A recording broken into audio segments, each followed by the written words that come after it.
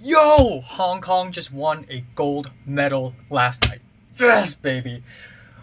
What's up? It's looking for a summer job here, investigating your favorite movies, and today I'm going to do a movie review on Requiem for a Dream. I just finished watching the movie not too long ago. I originally wanted to finish it yesterday, but I obviously didn't have a lot of time yesterday because I have to watch the friggin' Olympics, and also this and also this. But Requiem for a Dream, Darren Aronofsky.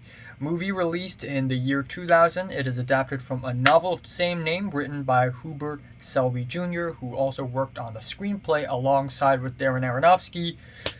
Requiem for a Dream. Holy shit. I'm traumatized. And I don't get easily traumatized. Not trying to say that, I'm unfazable. Just throw anything at me. I can stand it like a man. That's not true.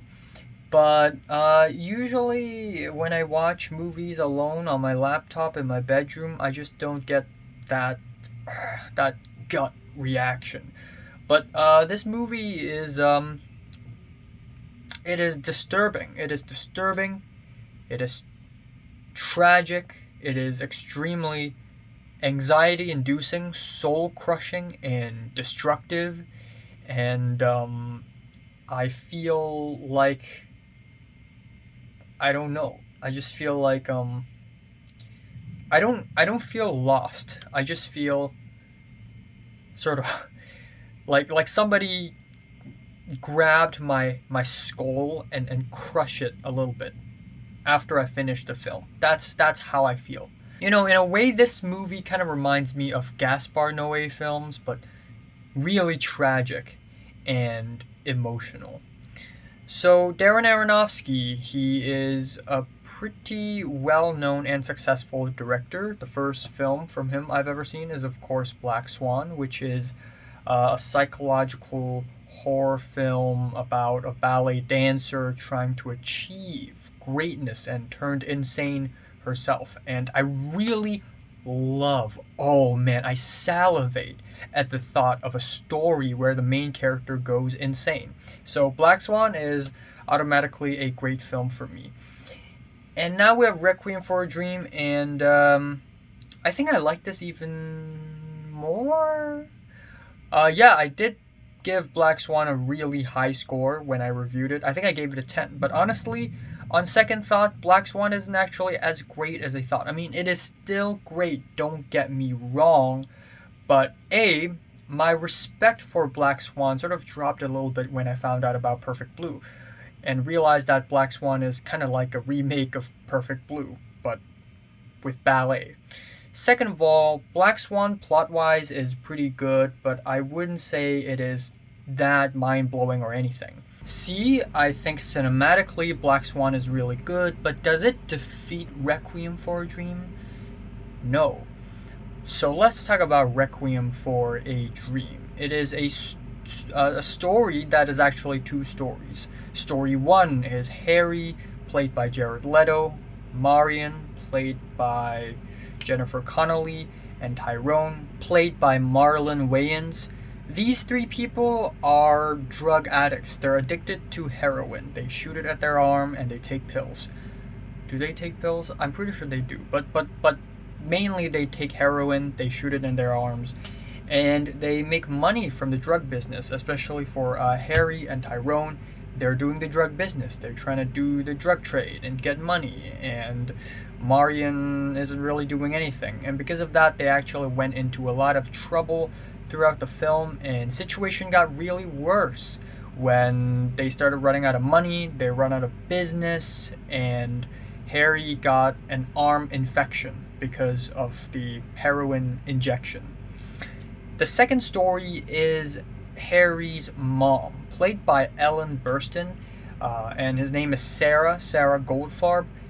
She was lonely, she was old, she didn't have a husband anymore, and she was basically a really sad old person until one day she was notified, she was called, and was told that she would be on television. So in order to be on television, she wanted to lose weight.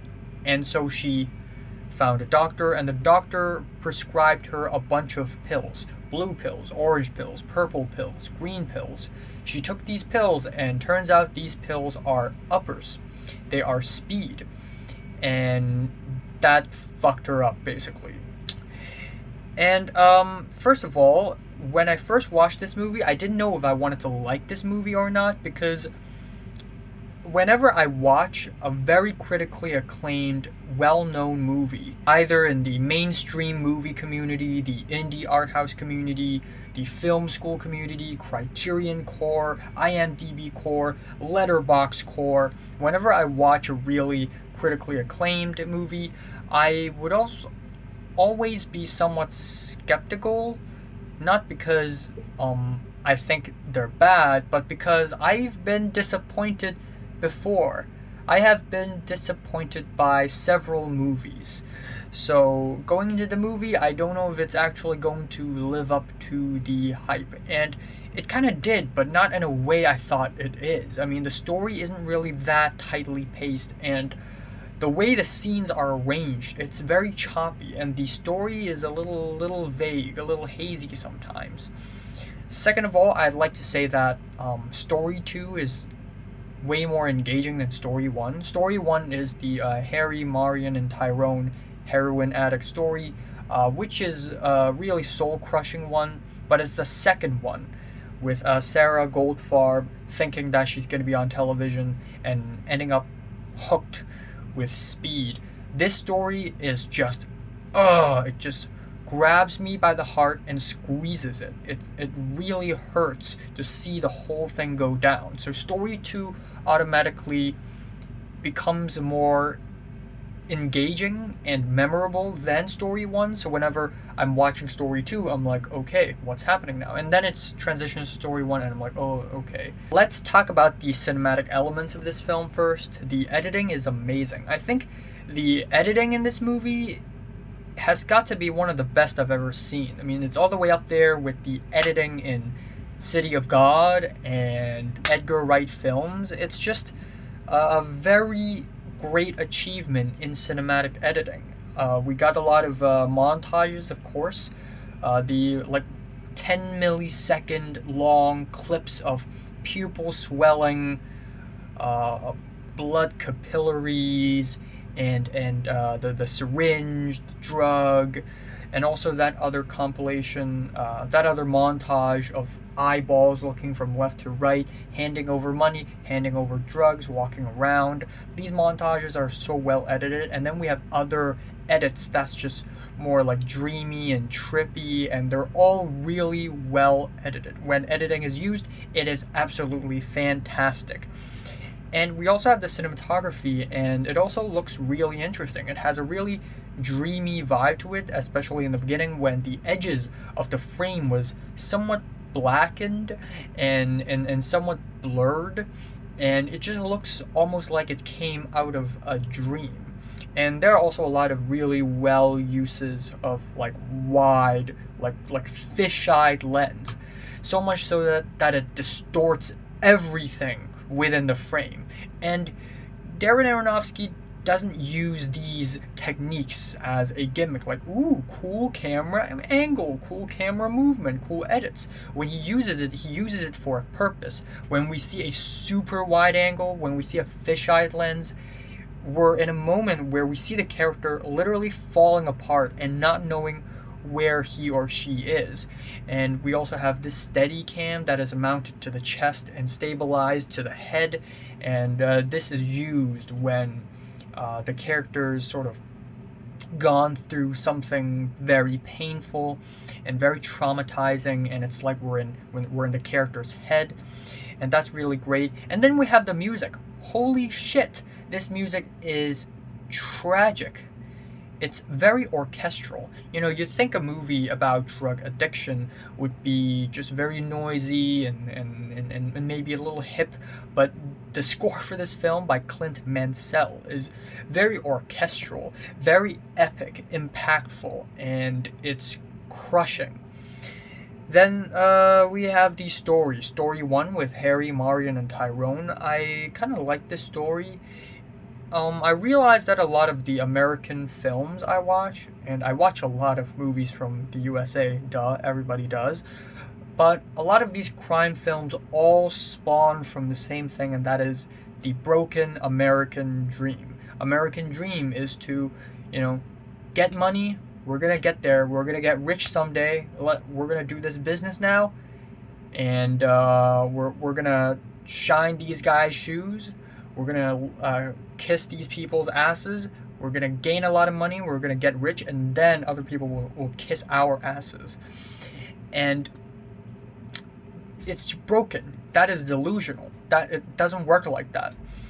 And so we just see these three characters just falling apart and just losing money, losing hope, losing faith, not knowing what to do, and it's really sad.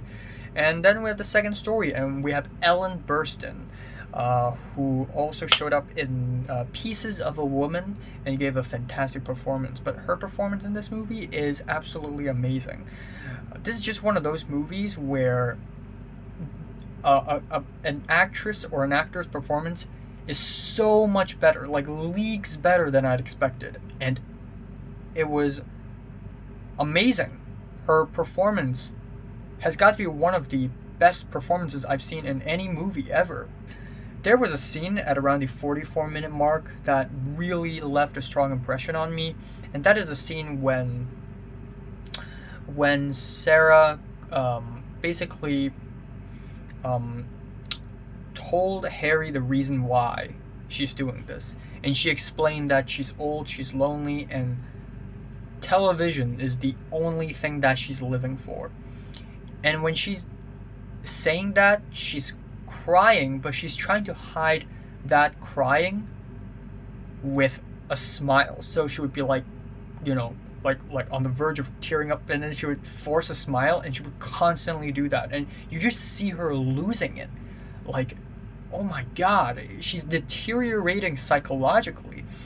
And later in the film, when she is hooked on speed, you could really see the confusion and the just the pain and the anxiety in her eyes. Her performance is just, every single scene from her is absolutely stellar. And she didn't even win the Oscar. She got nominated but didn't win. Don't know how. Don't know why. But not only that, but the second story also says a lot about television, because we constantly see this reality TV that keeps on playing again and again and again and again and again in the TV, and it's so fucking annoying. But it also says a lot about the entertainment industry, television, consumerism. We hear a crowd of people yelling things, just false optimism. It's very preachy, it's very fake, and it's almost like cultish, because of how everybody's like, oh, you know, juice by Sarah, oh Sarah. It's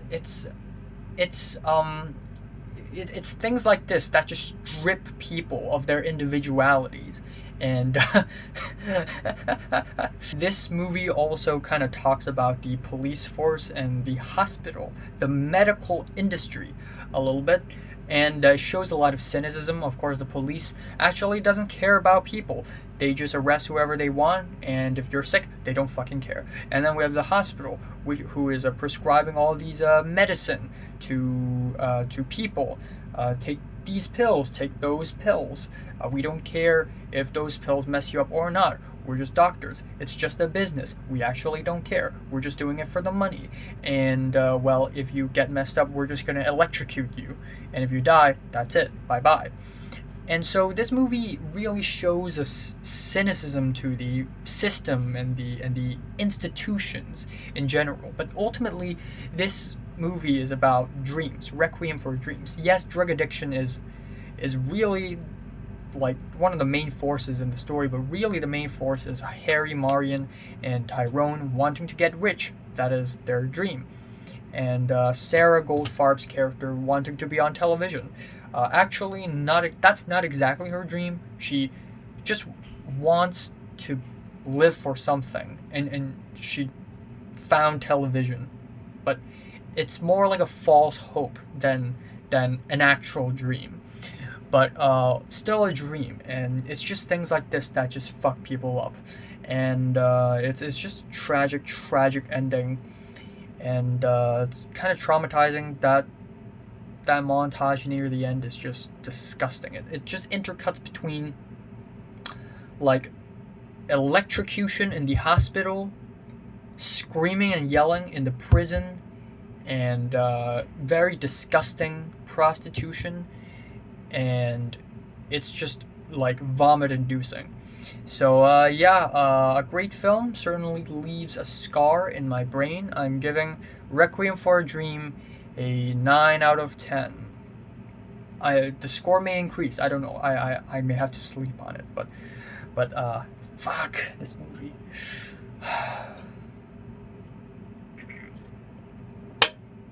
So if you watched Requiem for a Dream from 1 to 10, I would rate, like, and subscribe if you want more, and thanks for watching.